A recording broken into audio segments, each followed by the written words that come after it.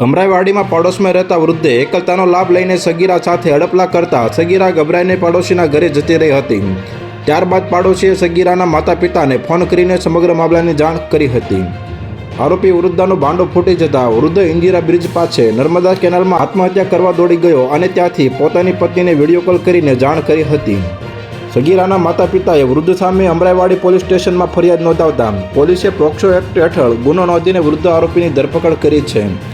અમરાઈવાડીમાં મહિલાએ પાડોશમાં રહેતા વૃદ્ધ સામે ફરિયાદ નોંધાવી છે કે શનિવારે પતિ અને પત્ની સામાજિક મરણ પ્રસંગમાં ગયા હતા અને તેમની સગીર પુત્રીને પરીક્ષા ચાલતી હોવાથી પાડોશમાં રહેતા સંબંધીને ત્યાં મૂકીને ગયા હતા। સવારે સગીરાને ટ્યુશન જવાનું હોવાથી પોતાનો ચોપડા લેવા માટે ઘરે આવી હતી।